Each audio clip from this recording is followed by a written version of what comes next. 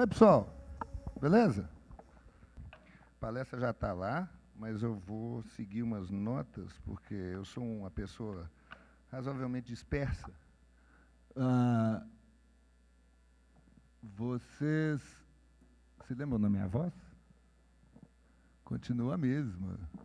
Eu queria agradecer, em primeiro lugar, o fato de ter chegado aqui para falar com vocês. Hoje é a primeira vez que eu estou fazendo uma palestra de fotografia na minha vida. Tem uns 30 anos que eu falo em público, mas nunca falei desse assunto, nunca falei com uma plateia de distintos fotógrafos antes, então eu estou muito feliz de estar aqui. Eu sou o Cláudio, eu vou falar sobre letras, música, fotografia, a conturbada vida e as linguagens de Cláudio Vieira Rocha, que sou eu, ou Claudão Pilha, e brevemente vocês vão saber por que eu tenho essa alcunha. Em primeiro lugar, eu queria agradecer ao Frank, que está aqui. Obrigado, Frank, pela oportunidade. Toda a patota do Inspiration. Eu acho que nessa palestra eu vou falar muito sobre punk rock, porque é um conceito que sempre me acompanhou na vida inteira. Assim. Nunca as coisas estão do jeito que você quer.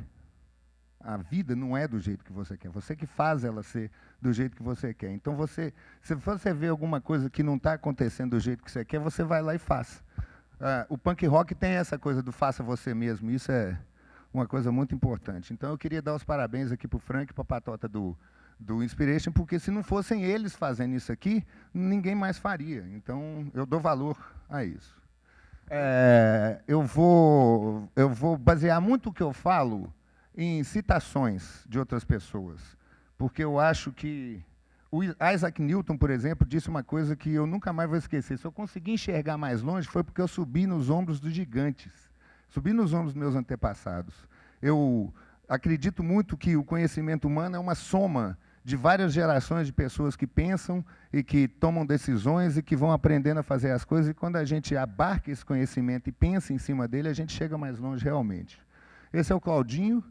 O Claudinho ali tinha uns 6 ou 7 anos, talvez, mais ou menos nessa época aí. Eu estudava no jardim de infância e eu lembro muito bem como é que começou essa minha história com língua estrangeira. Eu estava sentado um dia, eu devia ter uns 8 anos de idade, estava vendo um filme com a minha mãe.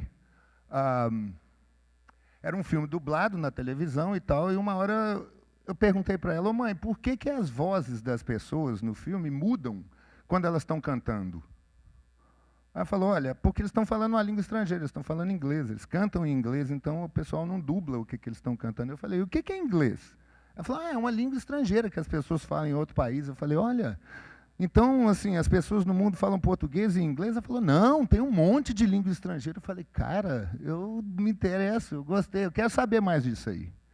Então, em 1976, eu comecei a estudar inglês. E, mais ou menos nessa época, eu ganhei o Laboratório Químico Juvenil de presente de Natal. E eu pirei completamente. Eu falei: nó, eu quero ser cientista.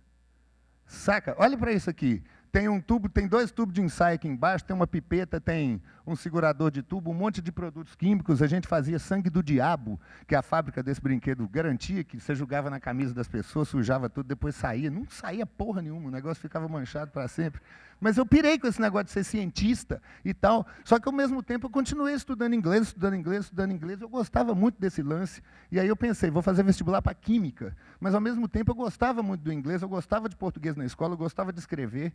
E eu fiquei totalmente torcido entre fazer química e fazer inglês. Aí eu descobri que eu não precisava de fazer química para fazer ciência. No dia que eu descobri isso, no dia que eu descobri que eu podia estudar letras e fazer ciência nas letras, eu detestava matemática, e química é uma parte, detesto até hoje, matemática não é para mim. Química tem muito de matemática, eu não conseguia estudar matemática, eu não conseguia entender o que o professor falava. O cara tirava o x da equação e falava: beleza, aqui, ó, deixa eu te mostrar no exercício. Ele falou: você não pode tirar o x da equação. Eu falei: mas, cara, você tirou, por que eu não posso? Entendeu? Então, assim, isso não entrava na minha cabeça. Aí no dia que eu descobri que dava para fazer linguística, que é uma ciência da linguagem, uma maneira de estudar a linguagem a partir de conceitos de ciência, eu pirei. Mas nessa história, eu estava terminando meu curso de inglês, tinha uma colega que era a Claudinha foi atropelada, se quebrou toda, eu fui visitar ela na casa dela, chegou lá, tinha uns camaradas, amigos dela, que estavam falando, caverna isso, caverna aquilo, não sei o que lá. E eu fui explorar a caverna. Fiquei 10 anos como espeleólogo. Ali é um experimento científico de última geração. A gente estava testando a potabilidade da água que caía das colunas na caverna. Conversa fiada, né? A gente fazia era bagunça mesmo. Mas esse grupo de pesquisa espeleológica, que é o Grupo Bambuí, hoje tem mais de 30 anos, é um dos grupos mais renomados do mundo, o pessoal é super sério e tal. Participei da fundação dele. Fiquei um tempão fazendo isso, mas fui fazer letras. Quando eu entrei no curso de letras, eu já dava aula de inglês. Então, logo que eu entrei, comecei a dar aula de inglês. Depois de um tempo, eu descobri que eu podia estudar várias línguas. Então, eu comecei a estudar todas as línguas que tinha na Faculdade de Letras do UFMG. Estudei alemão, italiano, francês, espanhol, latim, grego. Latim e grego eu não falo, mas essas outras todas eu falo. E é fácil para mim, eu não sei porquê, mas para mim, assim, à medida que eu vou aprendendo uma língua estrangeira, tem uma coisa científica que fala que, na hora que você começa a aprender, você aprende a primeira língua estrangeira, o seu cérebro aprende a aprender línguas. Então, a segunda língua estrangeira fica mais fácil, a terceira mais fácil ainda. Eu lembro que eu demorei um semestre, com 2 aulas por semana, para virar fluente em italiano. Eu fiz um semestre de italiano, no semestre seguinte estava dando aula de italiano. O povo é doido, mas funcionou. Daí, quando eu formei, em 87, eu fui ser guia turístico, trabalhei 2 anos como guia, levando gente para Ouro Preto, aqueles lugares turísticos de Minas Gerais e tal. E até 1992 eu continuava dando aula de inglês em vários cursos em Belo Horizonte. Mas, na faculdade, aconteceu uma coisa. Eu descobri amigos que gostavam de música. E aí eu fiz uma banda. Minha primeira banda foi essa aqui, os Pilhas. De certa forma, meu nome é Claudão Pilha por causa da minha primeira banda, os Pilhas. Mas é porque também eu sou um cara pilhado, sabe? Eu sou cheio de energia demais. Às vezes eu nem sei para onde que eu direciono essa energia. Eu acho que talvez, no final da palestra, vocês talvez entendam um pouquinho por que eu faço tanta coisa. Os Pilhas duraram pouco tempo. Aquele ali no fundo, ali, ó, tocando guitarra, é o Marão já morreu. Mas quando, em 87, Marão resolveu sair da banda, eu e o Fredão, que está apagado ali, que era baixista, nós nos juntamos com outros colegas lá da Letras e fizemos Meldas. Os Meldas foi uma banda que durou bem mais, durou 10 anos. Durante o tempo dos Meldas, a gente conseguiu fazer um monte de coisa legal. Ainda não tinha internet nessa época, no começo dos Meldas. A internet estava incipiente no começo dos anos 90 e tal. Mas com essa banda a gente conseguiu passar na MTV um monte de vezes, saiu num monte de coletânea, tinha fã-clube e tal. E, ao mesmo tempo que a gente tocava, eu era baterista, tanto dos Pilhas quanto dos Meldas, mas, ao mesmo tempo que a gente tocava, a gente fazia outra coisa interessante, que era discotecar. Eu comecei a ser DJ em 88, com um projeto que a gente tinha que chamava Massive Reggae, que foi um dos primeiros fã-clubes de reggae do Brasil. Então, eu tocava punk rock, discotecava reggae, estudava inglês, dava aula de alemão, dava aula em curso de inglês e tal e coisa, mas e continuei discotecando, aquele ali sou eu hoje em dia, discotecando lá na obra, eu vou falar da obra também. Eu discoteco de vez em quando em casamentos. Eu queria deixar claro para vocês que eu não uso fumaça nem laser quando eu vou discotecar no casamento. Tá certo? Bom, mas enfim. Aí, em 1990, eu entrei para o mestrado em Linguística, fui estudar estruturas negativas do português, e em 92, quando eu formei na Linguística, eu me casei com uma americana, a Dawn, e nós fomos morar nos Estados Unidos. Essa foto é uma foto que, para mim, é importante, porque essa foto foi tirada num bar lá em San Antonio, no Texas, a cidade onde eu morava, que se chamava Tacoland. E esse bar era um bar que abria as portas, era uma casa de show, que abria as portas para bandas independentes lá da região. E o critério de seleção do Han, que era o dono do bar, que infelizmente, poucos anos atrás, foi assassinado lá dentro, inclusive, uma merda isso. Mas o critério de seleção das bandas dele era: chega que tem um livro em cima do balcão, um cadernão enorme, anota o nome da sua banda, o seu nome e seu telefone, que eu vou te chamar um dia. O cara não pedia para escutar a sua música. Ele falava, você quer tocar? Você pode tocar aqui. E isso, para mim, foi muito marcante, porque isso não tinha aqui no Brasil. Aqui no Brasil era uma desgraça. Lá em Belo Horizonte, especificamente, a gente tocava no circuito universitário, e o circuito universitário aceitava a gente porque a gente era universitário.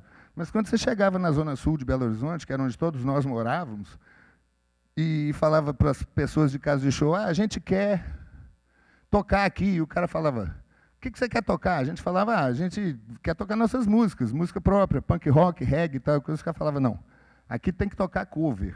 O nosso público tem que saber cantar as músicas que vocês tocam, senão o público levanta e vai embora. A gente falou, cara, esse povo está doido. Quando eu voltei dos Estados Unidos, eu estava com essa questão na cabeça, principalmente pelo fato de ter passado quase todas as noites dos meus 2 anos que eu fiquei lá indo no Tacoland. E aí eu voltei para o Brasil e fui contratado por uma rede nacional de escolas de inglês, que era baseada lá em Belo Horizonte, como coordenador de ensino. Esse dia aqui, eu estava lá na Amazônia, pilotando um barquinho, quando eu fui fazer um trabalho de supervisão numa escola que tem lá no Rio Trombetas. Esse é o Rio Trombetas. Então, vocês veem que, assim, desde há muito tempo atrás, os meus interesses estão me levando longe. Estão me levando para lugares distantes, para conhecer outras coisas, conhecer outras realidades. E eu sempre achei muito legal isso. Mas a gente foi ficando de saco cheio com aquela coisa das casas de show de Belo Horizonte não deixarem a gente tocar em lugar nenhum. Então, um dia a gente ficou de saco cheio. Eu e mais 2 amigos dos Meldas resolvemos abrir a obra. A obra é um bar, casa de show, casa de dança, que, na verdade, a gente gosta de chamar de Inferninho, que tem lá em Belo Horizonte desde 97.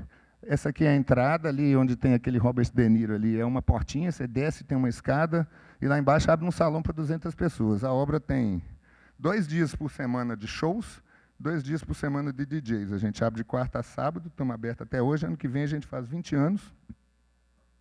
E aí, lá na obra eu fui e sou de tudo até hoje, músico, administrador, produtor, DJ, relações públicas, gerente, caixa, boy, estoquista, carregador de pedra, de tudo que você imaginar. Mas a coisa mais interessante é que a gente realmente, a proposta da gente na obra era, pô, se ninguém deixa a gente tocar, a gente vai abrir um bar para a gente tocar quando a gente quiser, para a gente discotecar quando a gente quiser, e todo mundo que for legal, que tiver banda e for DJ, pode vir fazer a mesma coisa aqui também. Bom, o que rolou? Em 97, a patota dos Meldas, os vocalistas dos Meldas resolveram parar de cantar. A gente ia ensaiar, os caras ficavam no boteco bebendo, e ficávamos nós 4, que estávamos, esses 4 aqui estavam naquela foto preta e branca dos Meldas, lá de 87, que era a galera da parte instrumental. Daí a gente falou assim, pô, os Meldas, os vocalistas vão cantar, vão beber, a gente fica aqui dentro tocando estrume, que eram as músicas dos Meldas sem vocal. E essa piada de estrume foi virando o nome da banda nova da gente. Um dia a gente falou, pô, vamos largar esses vocalistas que não querem nada sério, vamos fazer uma banda para nós. A gente chamou a banda de Estrume Ental, tipo, estrume mais algumas outras coisas, e essa banda durou de 97 até 2009. Com essa banda, a gente assinou um contrato com essa gravadora aqui, Golly G Records, lá da Califórnia, e lançamos 2 discos, o Surf Mental em 2003 e o Neanderthal em 2005. Esse selo distribuiu a gente no mundo inteiro.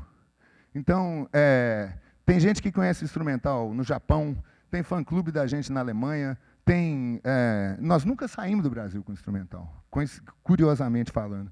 Toca um pouquinho do som aí para vocês ouvirem.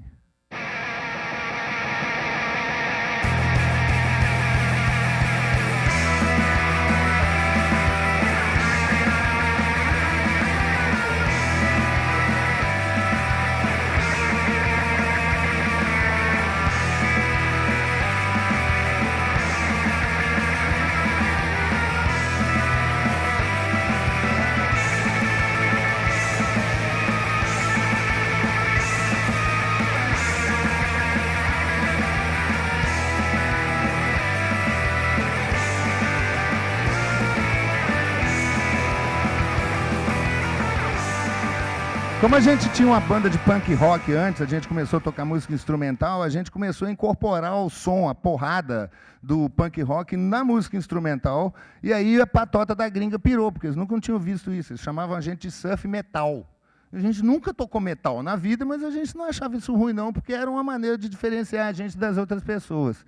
Um dia, as namoradas da gente começaram a reclamar que a gente viajava demais para tocar e que deixava elas sozinhas. A gente falou, pô, vocês estão reclamando, vamos fazer uma banda junto com a gente, que a gente vai tocar junto.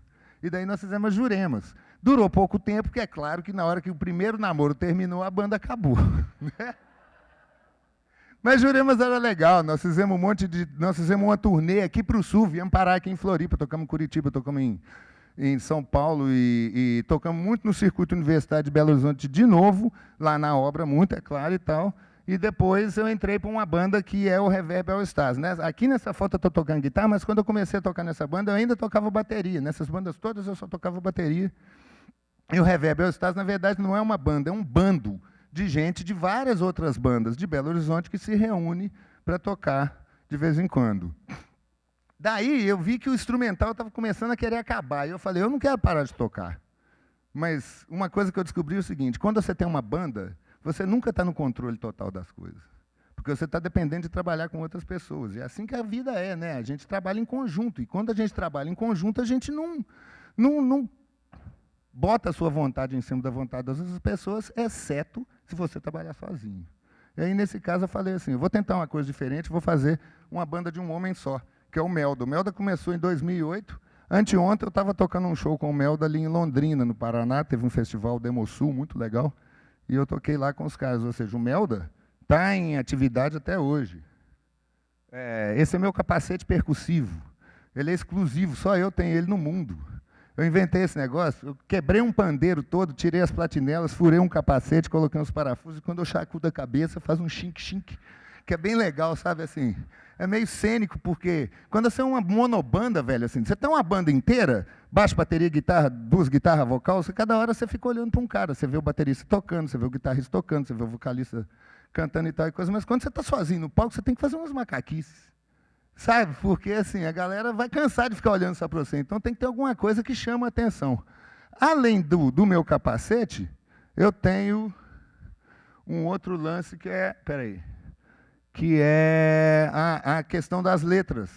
As minhas letras no Melda, no meu projeto do Melda, são letras que falam muito bukowskianamente do mundo em que a gente vive, sabe? Eu observo muito gente bêbada, eu observo muito gente dando rata, e isso, assim, todo mundo faz isso, gente. Então, eu contar isso é uma coisa que faz parte de mim, e eu acho que é uma maneira de contar um pedaço da humanidade também. Com o Melda, eu lancei esse disco aqui, que é um vinil, 7 polegadas, um compacto, pela Monstro Discos, que é a maior selo de distribuição de música independente do Brasil, lá de Goiânia, e o sugestivo nome de Chicago a Boston, que tem a ver um pouco com o nível de piadinha que a gente faz. Vou mostrar um clipe rapidinho para vocês do que o Melda faz, por favor.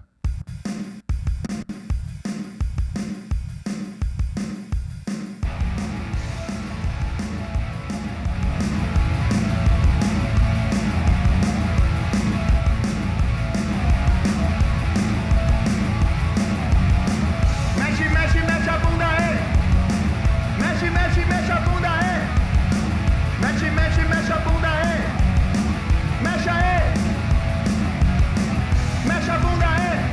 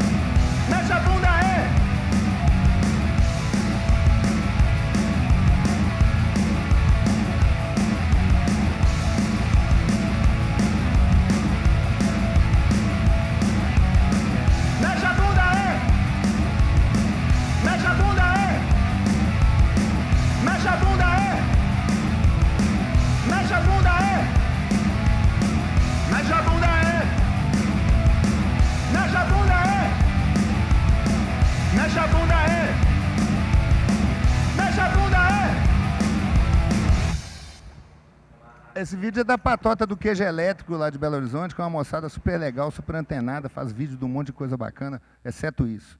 Mas aí você vê que esse vídeo chegou longe, né? Muita gente gostou no mundo todo, ouviu e tal. Claro que é uma brincadeira, mas depois de um tempo, nós fizemos o Vô Diddley, eu e o Guilherme, que era dos Meldas, que era do instrumental também. E o Vô Diddley foi uma proposta toda diferente. Eu voltei a tocar bateria. Na verdade, eu desenvolvi 2 hérnias de disco nas costas. Aí eu vendi minha bateria, eu falei, não quero tocar esse instrumento mais. Por isso que eu dei a doida de comprar a guitarra e fazer o Melda. O Vô Diddley também existe até hoje, e hoje em dia a gente tem uma outra banda que é o Dead Pixels. Na verdade, essa banda é a única banda que eu não fundei. Eu fui chamado para tocar nessa banda por aquele camarada ali do lado de lá tocando guitarra, que é o Facada. E depois a gente foi gravar um disco, entrou o Vivi tocando baixo, na época era só 2 guitarras, não tinha baixo. E aí o baterista saiu, entrou outro batera, que é o Lucas, aquele cara lá do fundo, e dá uma passadinha. A gente lançou esse disco o ano passado, o Dead Pixels também, dá um trechinho do som aí para vocês verem qual é.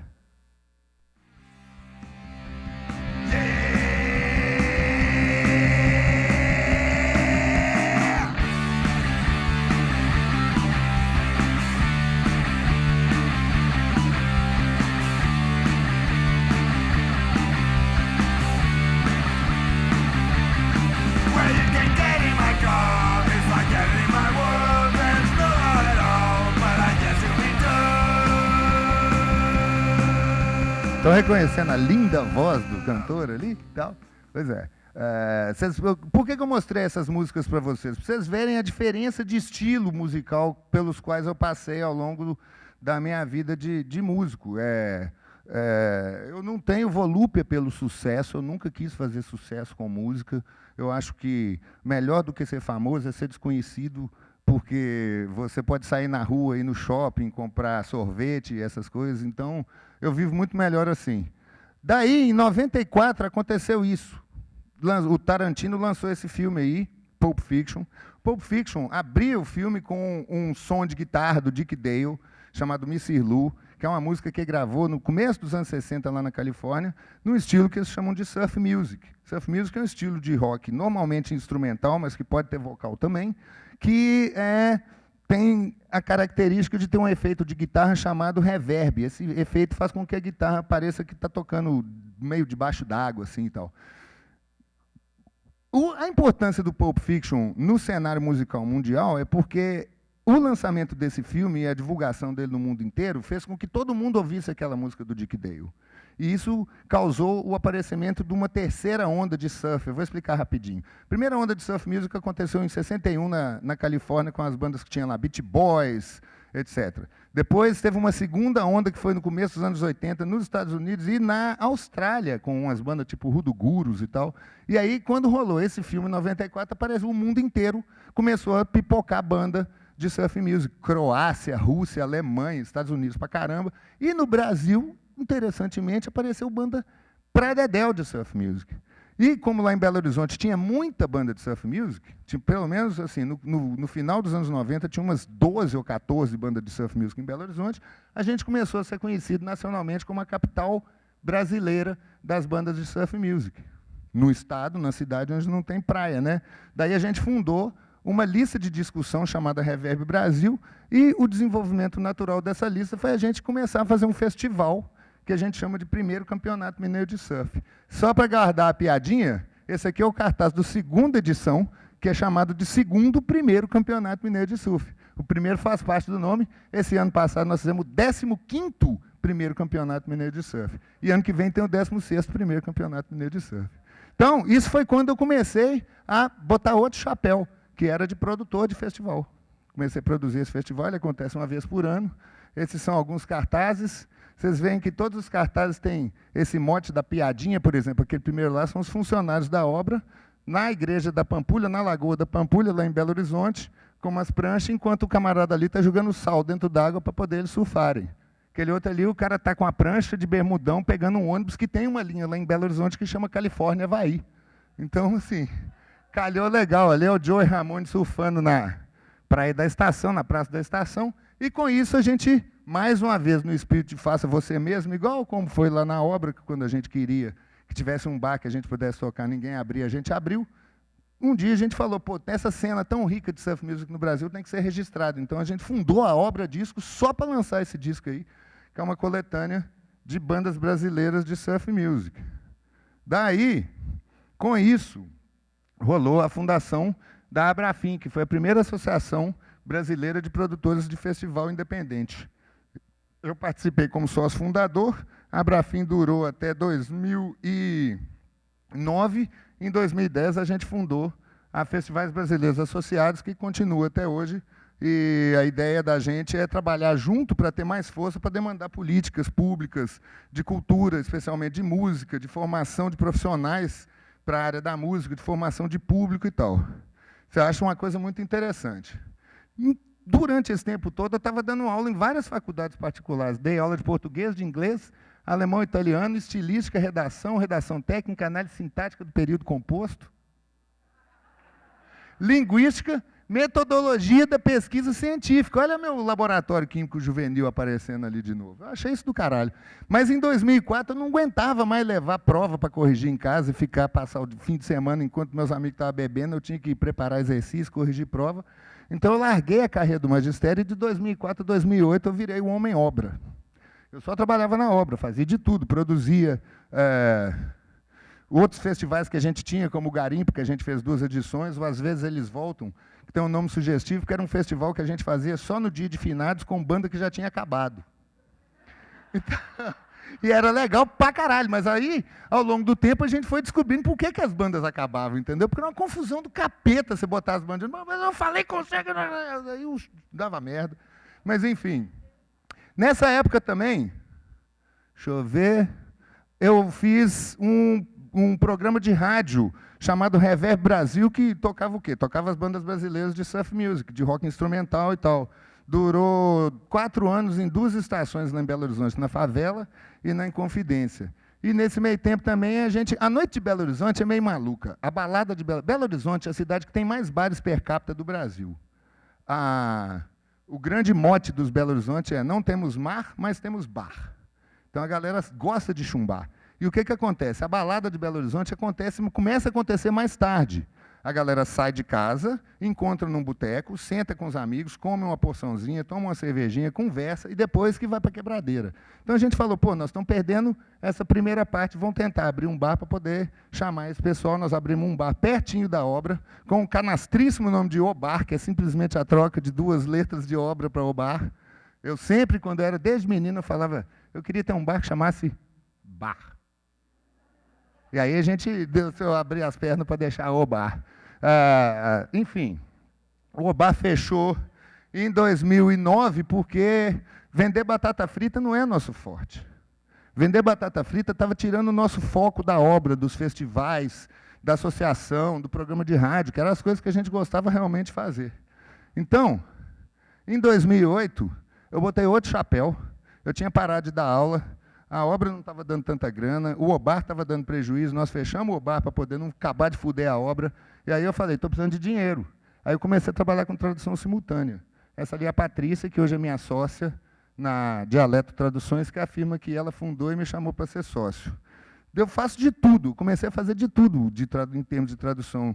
Mineração, metalurgia, medicina, governo, eventos empresariais, eventos acadêmicos, festas, cursos, workshops e tal. E aí, um dia, a patota da editora Fotos resolveu me chamar para começar a traduzir evento de fotografia de casamento. Bom, quando eu comecei a essa foto aqui foi agora, 2 ou 3 semanas atrás, no Wedding Prime que teve aqui em Bombinhas. Esses ali são o Pedro e a Andréia das Canárias, o Sérgio deve conhecer. Grandes amigos, me tornei amigo deles em 5 minutos. Assim. Gentes finas pra caramba. Mas o lance é que, quando eu comecei a traduzir evento de fotografia, chegava a galera para mim e falava, tu é fotógrafo? Eu falei, não sou não. Ah, mas você vai virar fotógrafo? Eu falava, não vou também não. Aí os caras falavam, mas quando você virar fotógrafo, você vai fotografar casamento. Eu falei, você está louco, vocês piraram, eu nunca vou fotografar casamento na minha vida, que coisa chata. Sacou? Só que a vida dá uns tumé na gente, né? Eu comecei em 2000, na verdade foi em 2011 que eu fui traduzir a primeira vez, no Wedding 3. Daí eu fiz em 2012 o Ed Brasil 4, que foi na Semana Santa, ou em abril, assim, e logo depois, no meio do ano, teve Estúdio Brasil. A galera chamou um fotógrafo americano de fotografia noturna, o Lance Koenig, que é um cara massa pra caralho, e virei amigo do cara na hora também. E aí eu comecei a conversar com ele, porque eu falei, cara, casamento eu tô fora, mas fotografar à noite é minha vida, velho. Eu discoteco a vida inteira de noite. Eu toco o show a vida inteira de noite. Então eu quero fotografar de noite também. Conversei com o Lance pra caralho. Falei que eu vou comprar uma câmera, tal coisa. Ele falou, compra aí. Eu comprei uma Rebel. Falei, rola uma Rebel para fotografar de noite? Ele, rola. Comprei a Rebel. Sabe quantas fotografias noturnas eu fiz?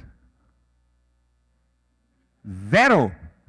Porque eu falei assim, cara, comecei a ver fotografia nessa época. Eu comecei a me interessar e comecei a ver fotografia. O que eu gosto de verdade é fotografia de rua.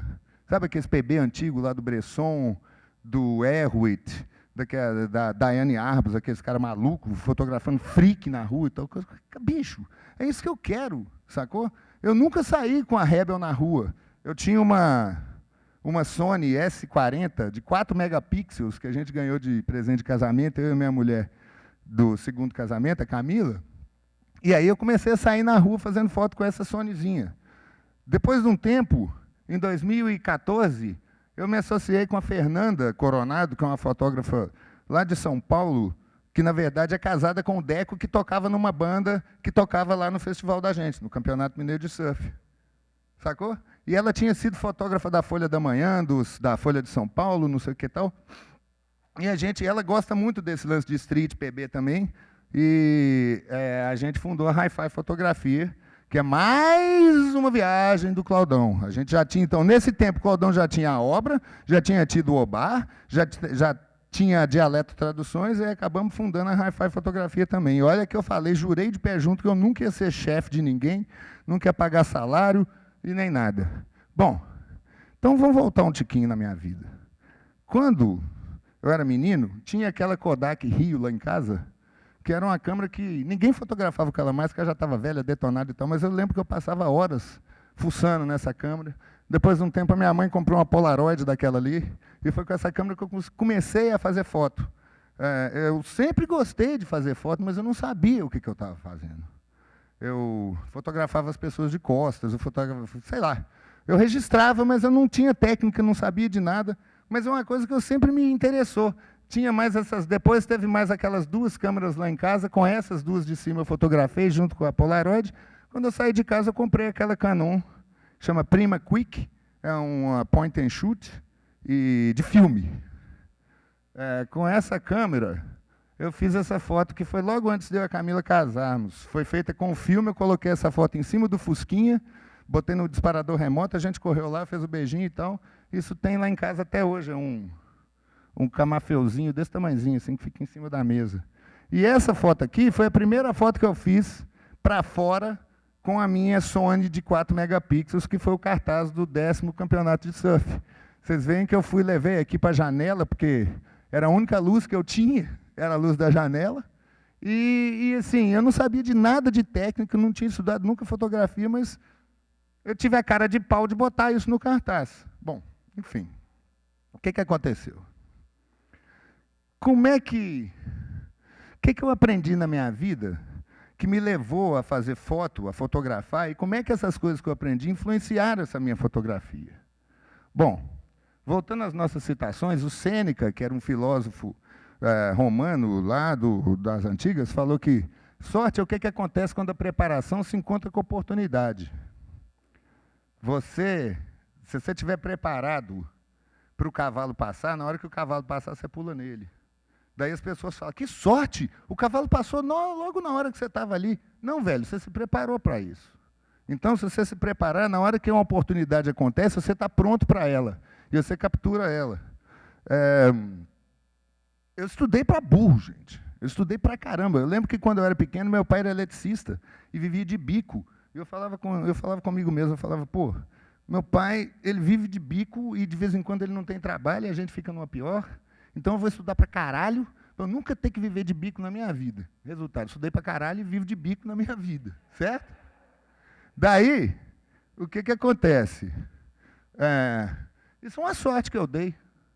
Eu cheguei num lugar e tinha isso, mas eu estava pronto, eu estava com a minha câmera lá.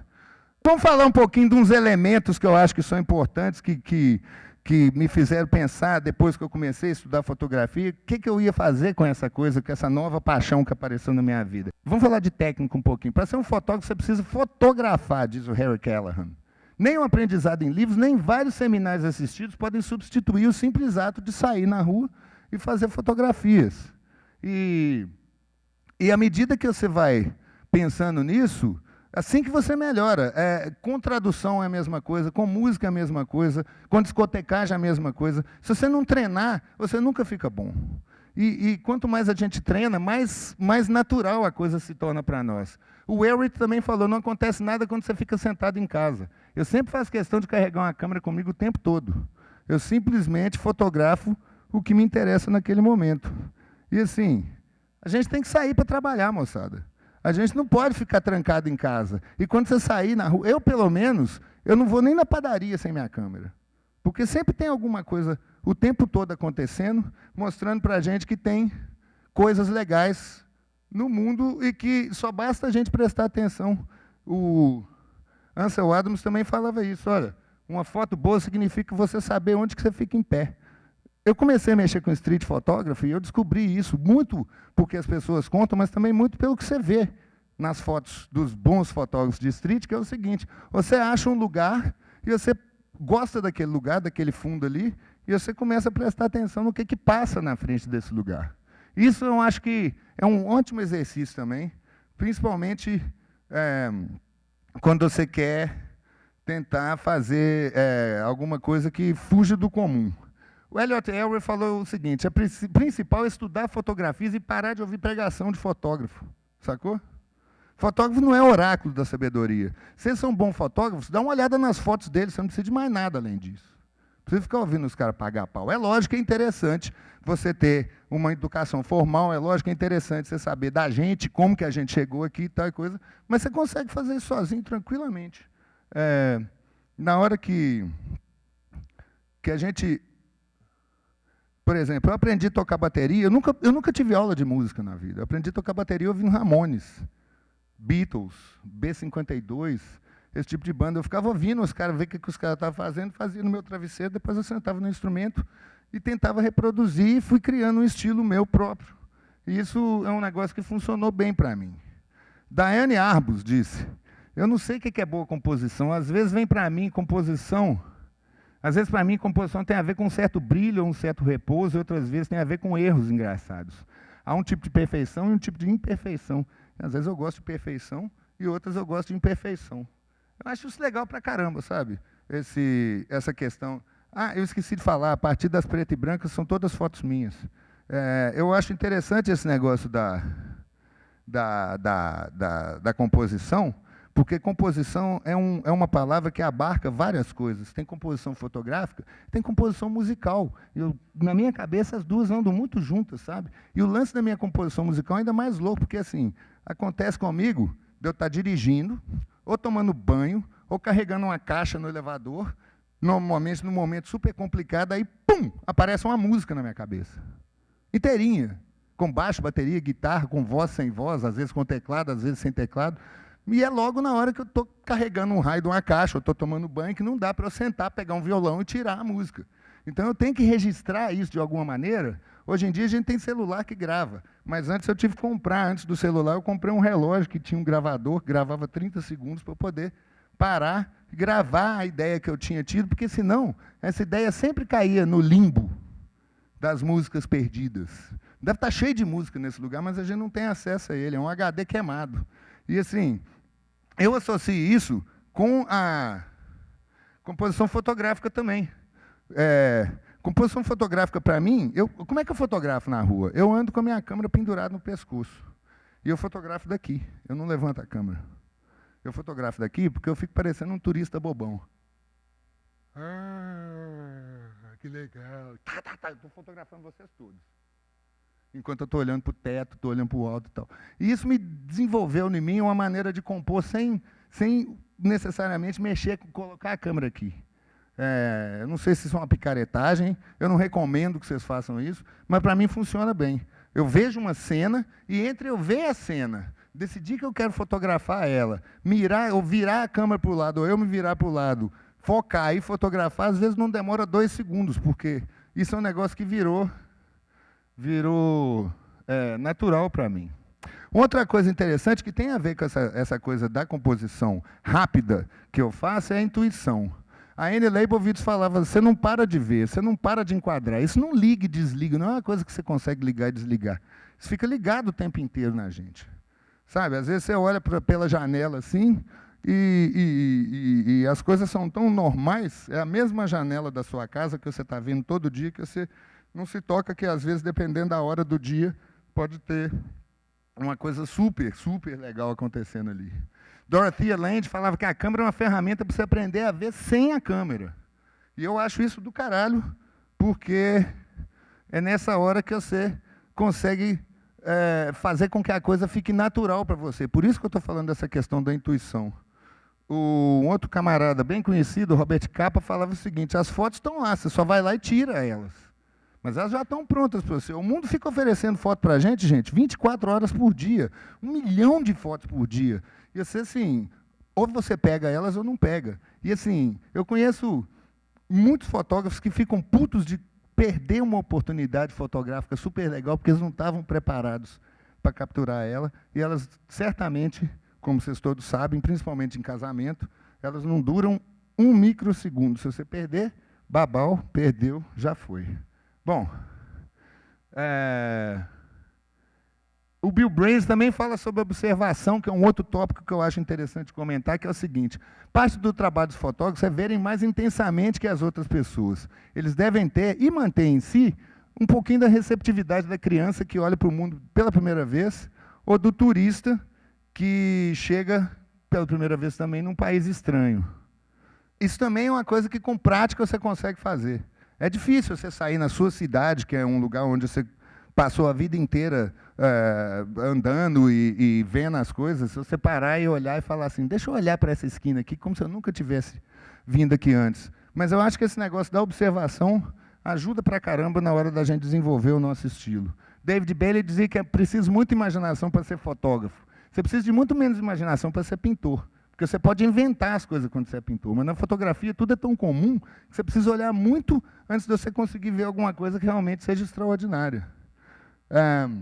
Essa foto eu fiz quando eu fiz um curso de fotografia de 1 semana. Eu comprei aquela Canon Rebel, aí eu fui fazer lá na Escola do Vinícius, em Belo Horizonte, fiz um curso de 1 semana. No último dia a gente foi para a Praça da Liberdade, lá em Belo Horizonte. Lá na Praça da Liberdade tem aquele prédio ali, que é o edifício Niemeyer.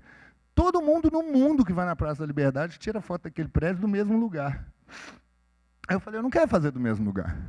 Daí tinha um laguinho refletindo o negócio, e aí eu fiz isso. Eu peguei a foto, virei ela de cabeça para baixo para poder dar uma trava, alguma coisa diferente acontecer, entendeu? Ali.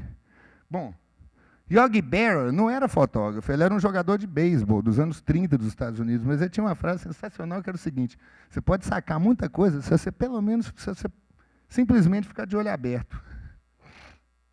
Minha prima gostava das minhas fotos de rua, ela me chamou para fotografar o casamento dela. Foi o primeiro casamento que eu fiz. Eu falei, não vou fotografar casamento, você está doida?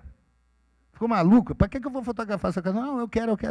Eu falei, tá bom, eu vou lá, mas eu não gosto de formal, de fazer foto formal. Ela falou, não, eu contrato alguém para fazer foto formal, você pode ir fazer o que você quiser. Então, assim, o que eu fiz? Eu bebi para caralho durante o casamento, e, como eu faço todo dia, eu começo a beber às 10 horas da manhã, todos os dias, e só cerveja, tá, gente? Eu sou um alcoólatra funcional e não é muito heavy metal, não. Mas, enfim, tem o Joe McNally, que é um grande fotógrafo também, que fala que você nunca guarda o seu equipamento até na hora que você sai do lugar. Porque tem sempre coisa acontecendo que você tem que estar ligado para registrar. E o William Allard falou que as melhores fotos estão frequentemente nas bordas da situação. Eu acho que fotografar a situação é muito menos interessante do que fotografar as bordas. Então é legal também, eu acho legal, para essa questão de observação, você manter o olho aberto para ver outras coisas. Também tem uma outra coisa que é a sua atitude perante o seu trabalho, sabe? Perante o que você faz. Diane Arbus falava que eu realmente acho que existem coisas que ninguém veria se eu não as fotografasse.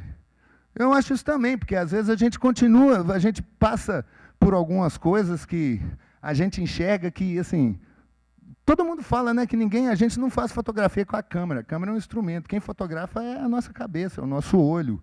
E isso é a história que você está contando para o mundo. Você conta a sua história a partir de onde você vem e do que você é.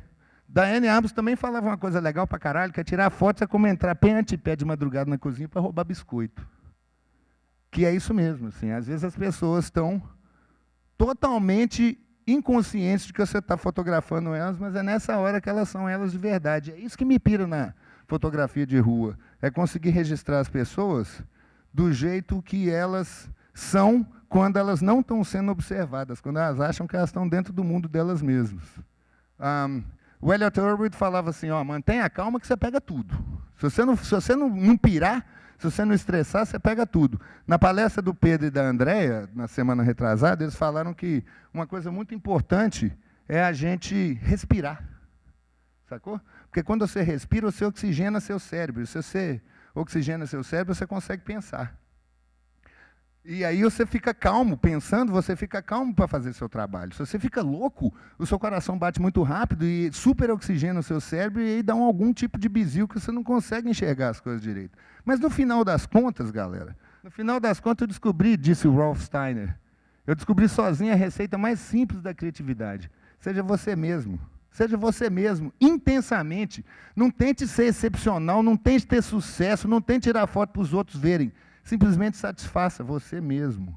Porque se você tem alguma coisa a dizer e você gosta do que você está dizendo, tá bom para você. Se outras pessoas gostarem, melhor. Se não gostarem, foda-se, tá bom para você. Eu não estou fazendo isso para os outros. A minha fotografia, diferente das de vocês todos aí, eu gasto dinheiro com ela. Eu não ganho dinheiro com ela. Vocês ganham dinheiro porque vocês vão fotografar casamentos e os noivos e noivas pagam para vocês. Eu torro grana comprando filme para revelar em casa, saindo na rua, comprando câmera e tal.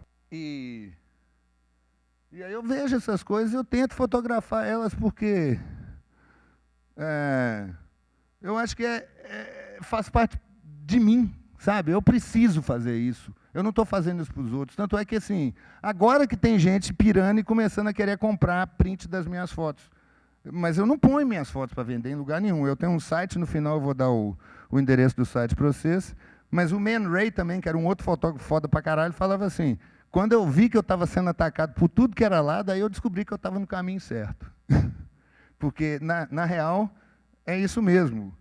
Mas nós estamos num momento de crise. E o Neil Gaiman, que também não é fotógrafo, mas é um puta escritor legal pra caramba, disse o seguinte, e quando as coisas ficarem difíceis, isso é que vocês têm que fazer, façam boa arte. Estou falando sério, o marido fugiu com um político, faz boa arte. A perna foi esmagada e depois devorada por uma jiboia mutante, faça boa arte. Imposto de renda te fudeu, faça boa arte. O gato explodiu, faça boa arte. Alguém na internet acha que você está fazendo idiota ou ruim, já tudo foi feito antes, faça boa arte. Provavelmente as coisas vão se resolver de alguma maneira e, eventualmente, o tempo vai levar a dor embora. Isso nem mesmo importa. Faça o que só você faz de melhor. Faça boa arte. Faça nos dias ruins e faça nos dias bons também. Faça a sua arte.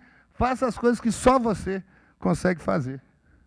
E aí, o que eu aprendi nessa parada toda? Eu aprendi primeiro que o seguinte, metade do saber está onde o saber está. Isso tem a ver com conhecimento. Se você sabe, se você tem um Google, se você tem um acesso à internet, se você conhece uma biblioteca, se você estuda e tem um professor minimamente interessado no que você faz, você corre atrás e descobre aonde que você vai conseguir chegar nesse conhecimento que vai te ajudar. Outra coisa, o telefone só toca para quem toca. Eu estou falando de banda, mas ele serve para tudo. Se você sai na rua e fotografa, se vários casamentos, as pessoas começam a te sacar e começam a te chamar também. Se você fica na sua casa punhetando o seu violãozinho, ninguém está vendo você tocar, ninguém vai te chamar para tocar. E eu acho que isso tem a ver com a sua prática profissional e a sua atitude profissional. Outra coisa que eu descobri é que a melhor maneira de resolver um problema é não tê-lo. E isso tem a ver com a preparação que você tem, que você faz, para as coisas que você faz no seu dia a dia. Outra coisa que o Sérgio falou também, que eu achei muito interessante, é que concorrer, para mim, para os meus sócios na obra principalmente, significa correr com e não correr contra as pessoas. Porque quando a gente faz as coisas juntos, a gente consegue chegar muito mais longe. No caso de casa noturna, por exemplo, eu adoro que lá em Belo Horizonte abra cada vez mais casas noturnas. Porque quanto mais casa noturna tiver aberta, mais gente está saindo de casa para ir para a rua. E quanto mais gente tem na rua, mais gente vai nas casas que são minhas concorrentes e vão na minha também. Então, eu acho isso uma coisa que, assim, se a gente pensar dessa maneira, a gente chega muito mais longe. E outra coisa que eu descobri é sobre o valor das coisas. O lixo de alguém é o ouro de outra pessoa. Às vezes você acha que o negócio não serve para você, mas para outras pessoas é muito interessante. Também tem a ver com excessos. O Bruno, hoje de manhã, falou sobre os excessos e o cuidado que a gente tem com eles. Melhor arroz sem sal do que arroz com muito sal. E tem uma outra coisa que eu descobri há muito tempo, que é, tudo acaba um dia, gente. Um dia as coisas vão acabar. Então, assim, é a questão da gente viver o tempo que a gente tem, sabe? Daqui a pouquinho a gente vai morrer, ninguém sabe quando. E você quer morrer bundão? Eu não quero. Eu quero fazer uma coisa que quando eu chegar no fim da vida e olhar para minha filhinha que é pequena, falar assim, ó, eu fiz o que me agradou. Eu acho que eu tenho uma sorte danada porque pela minha preparação, lembra daquela preparação Encontrando com Oportunidade? Pela preparação, por tudo que eu fiz na vida, eu cheguei num ponto onde eu consigo fazer basicamente o que eu quero. O Raul Zito falava que quem não tem colírio usa óculos escuros. E isso eu acho que tem a ver com os recursos que a gente tem na mão. Entendeu? Você não precisa ter a melhor câmera para ir fotografar. Os fotógrafos falam que a melhor câmera que existe é aquela que está na sua mão na hora que você precisa. E eu digo que a melhor cerveja, a mais gostosa, é aquela que está gelada no seu copo, na hora que você está com o copo na mão ali. Ou seja, você tem que usar os recursos que você tem e não achar que a limitação de recurso vai limitar o seu trabalho, porque às vezes a limitação de recurso é uma vantagem para o seu trabalho. Você consegue desenvolver coisas com recursos limitados que outras pessoas que não têm esse problema de limitação de recursos nem pensam nisso. Então, isso pode se tornar uma vantagem para a gente, sim. Minha avó falava, dona Geralda, que uma mão lava a outra e as duas juntas lavam a bunda. E isso tem a ver com a união também. Eu acho que de trabalhar junto a gente consegue chegar em lugares mais distantes e, no final, é legal ser bacana, mas é mais bacana ser legal. Sabe? Humildade, gente. Não achar que a gente é melhor do que ninguém, porque a gente não é melhor do que ninguém. Eu acho que a coisa mais importante é a gente espalhar o amor que a gente tem pelo mundo. Entendeu? Falar com as pessoas que a gente gosta delas. Falar com as pessoas que a gente não gosta delas, mas que a gente perdoa elas. Dar bom dia para a atendente da padaria. A gente aprende muito sobre as outras pessoas, vendo elas conversarem com o garçom, sabe? E o mais importante mesmo, o que é? É a gente passar momentos felizes com quem a gente ama. Isso é minha família, a Camila, minha esposa, e a Ana Paula, minha filhinha. Mais uma vez eu volto na música para citar um camarada genial daqui do Brasil, que é o Odair José, que fala que felicidade não existe. O que existe na vida são momentos felizes. Mas, na verdade, em cima disso tudo aí, quem tinha razão era o Cartier-Bresson, que falava que é claro que é tudo sorte. Sacou? Claro que é tudo sorte. Valeu.